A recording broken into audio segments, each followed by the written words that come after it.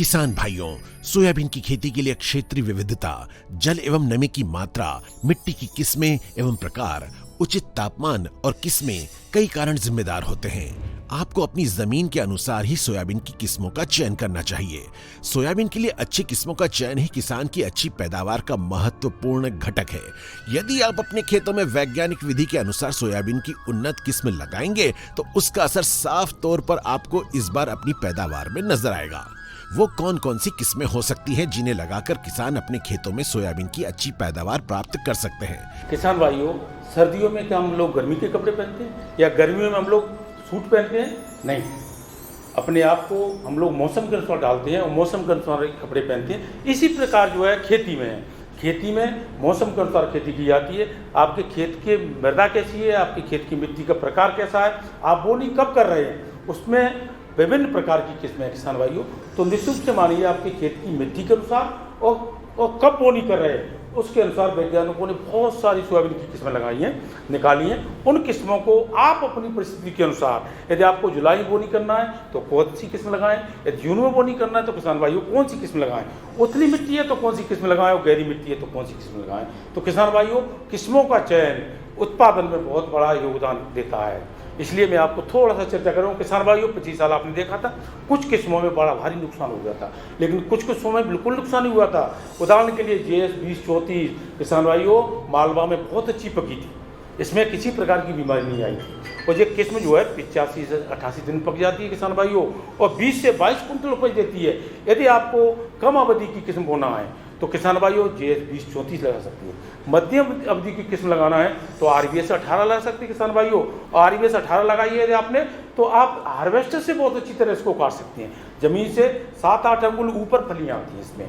इसलिए किसान भाइयों, यदि हार्वेस्टर से काटना चाहते हैं और बड़े किसान हैं तो RBS 18 लगाइए। इसी प्रकार यदि आपको 88 से 95 दिन की फसल लगाना है, किस्म लगाना है तो किसान भाइयों RBS 24 बहुत अच्छी किस्म है और ये हमारी मालवा से ही निकली है। मालवा मतलब सीहोर अनुसंधान केंद्र से निकली है किस्म, इसको आप लगा सकते हैं। इसके बाद JS 2069 है किसान भाइयों।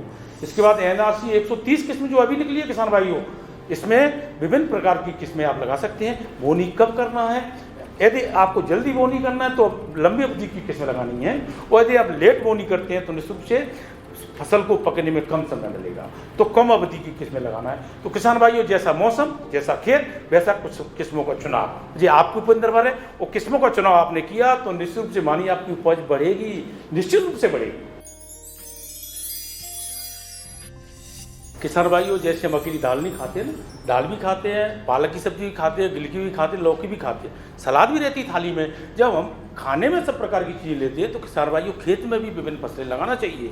यदि एक ही फसल लगाएंगे तो निश्चित रूप से मानिए खेत की भौतिक दशा में कहीं ना कहीं प्रभाव पड़ेगा, विपरीत प्रभाव पड़ेगा। और निश्चित रूप से मानिए यदि इसमें हम दूसरी फसल भी लगा दें तो कई गुना आपका उत्पादन बढ़ सकता है, आर्थिक स्थिति आपकी बहुत अच्छी हो सकती है। उदाहरण के लिए सोयाबीन के साथ में यदि अंतर्वर्ती में आपने उड़द लगा दिया, यदि किसान के पास रबी में पानी नहीं है तो लंबी अवधि की तुअर लगा सकता है किसान भाइयों।